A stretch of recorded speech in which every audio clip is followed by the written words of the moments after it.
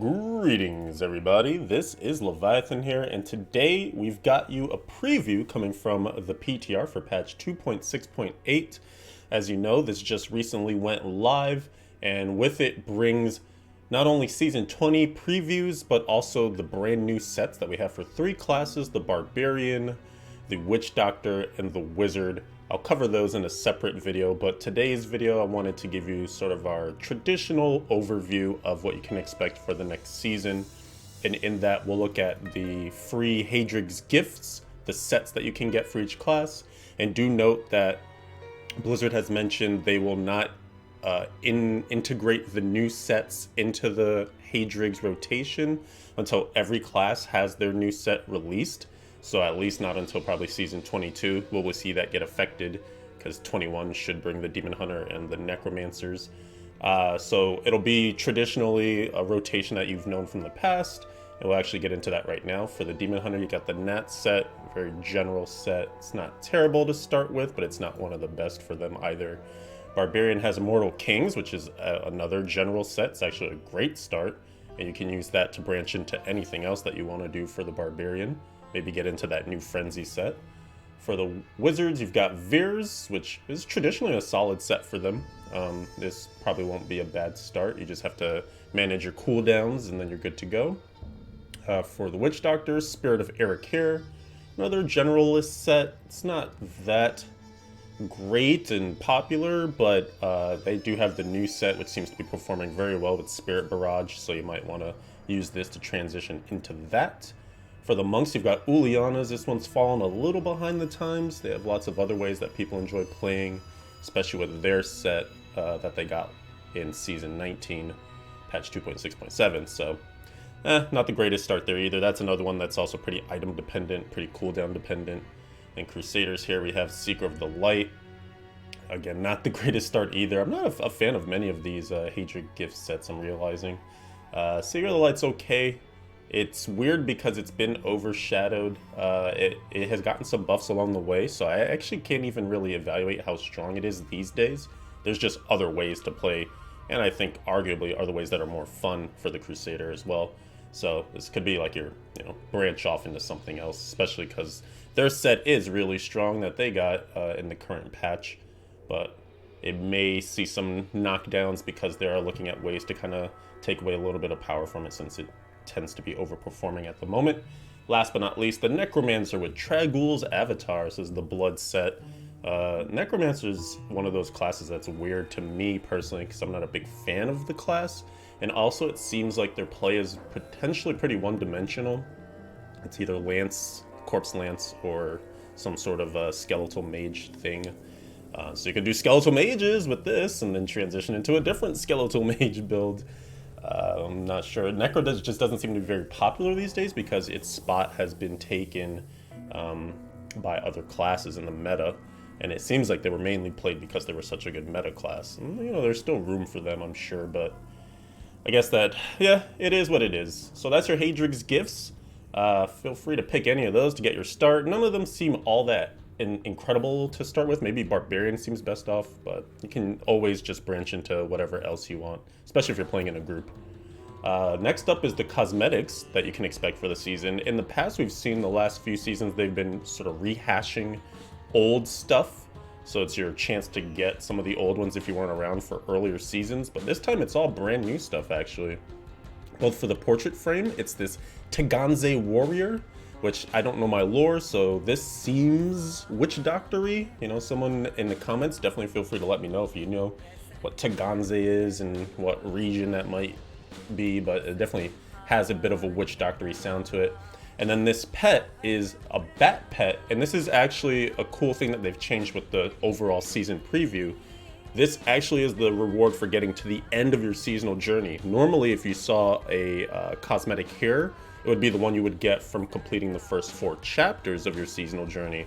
But I guess they're just making it very obvious that if you go all the way to Guardian, this is what you will get. So for those of you that like to collect pets and wings and things, this is what you can look forward to. Seems like a pretty cool pet. I'm going to try to unlock it here on the PTR with my testing, so you can come back for future videos where you might be able to see it in action.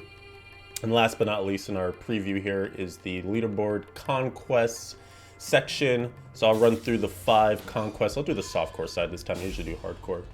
And let you know some strats and tips for these. So boss mode, this is killing all the bosses in the game within the first 20 minutes. You have to be on Torment 10 or higher and at max level. So definitely target Torment 10. Any build that's very mobile and has good single target. So think about like Shadows for your Demon Hunters. Potentially Thorns, Crusader, Invokers, something like that, where you can just one-shot the bosses very quickly and move on. You can also do this in groups. It takes a little bit of coordination. You basically just make a bunch of TPs at the different boss rooms and go through them, because every person that's in the party has to be present for the boss kill in order to get credit. So if you do this in a group, keep that in mind. But this is also very doable solo as well. 20 minutes is a long time for it. Here we have Divinity, reach Greater Rift level 75 solo. This is a pretty simplistic one, especially these days with the amount of power that we have for the classes. You have to get to GR 70 solo for your primal unlock anyway, so just take it 5 beyond. And a pro tip here is that if you want to kill 2 birds with 1 stone, if you have access to GR 75 and you haven't unlocked your primals yet, you don't have to stop at 70 exactly and then do 75. You can just do 75, and not only will you get this conquest done, but you'll also unlock primals at the same time. So that could be a simpler way to get that done for yourself. This one's always fun to me. Curses, kill 350 or more monsters in a cursed chest event, level 70, torment 10 difficulty or higher. The best chest for this by far is in the Paths of the Drowned with Act 5. It is a waypointed area, and it has a bounty that goes with the chest that you want. It's called Cursed Peat. It's a pretty bountiful area, which by that I mean there are a lot of bounties, so you might have to cycle through a bunch of games to see the bounty pop up. It could also be worth your time to just go into the zone and scout around to see if you see the tile set that would give you the Cursed Peat. Sort of this mountainous thing in the middle normally. And there's 2 events that can occur there, either Cursed Peat or this King of the Hill one, where there's a guy who you have to like chase up the hill and then kill him at the top. If you don't see that guy and you see the structure, then you have Cursed Peat. If you don't see the structure at all, obviously you don't have either. So potentially worth checking that out. It's the hardest part is just finding this, but once you get it, any build that has good AoE, like multi-shot or the Bells of the Monk or anything like that would be good to go. And you can also do this in a group. The more people you have, the more DPS you can throw out in that time. But there's so many enemies that spawn from that particular cursed chest, it makes hitting 350 very, very easy to do. Years of War, this one is reaching Greater Rift level 55 solo with the full bonuses of 6 class sets. So this is one of those ones where it's a bit grindier. You have to have definitely, at least 2 classes. If you like one of those classes a lot, you can do 4. Or you could do 3 and 3, so on and so forth. But it's basically just, GR55 is nothing at this point, so the hardest part would just be getting the gear, which again, if you're playing with friends, you can get them to drop you some ancillary pieces if they don't need them or don't like a certain set. Have them drop you some stuff and then go and get that done. But yeah, this one does require at least leveling up a 2nd class and then having some gear for it, and then also all the sets you need for whatever your initial class will be. But other than that, pretty simplistic. Last but not least, most people's least favorite, Masters of the Universe, is mastering 8 set dungeons. This goes hand in hand with the one we were just speaking about, since you need those sets, and you're definitely going to have multiple classes here. You will either complete 4 set dungeons of both classes, or you may even branch into a 3rd, so you only have to do like 3, 3, and 2 or something like that. But this one, a lot of people just don't like set dungeons. I would say that they're not as bad as they have been in the past, because now you can see all the enemies right away. The goals have been made easier, the time limit's longer, so mastering set dungeons these days aren't that hard. There's tons of guides out there as well too, so don't fear this too much if you're trying to get all your conquests done. I would say if you're just looking to get the 3 done to get your Guardian tier accomplished, then really just focus on these first 3, because these are your simplest and easiest ones to do, and also don't require you to make a 2nd class and have a bunch of gear that you would need.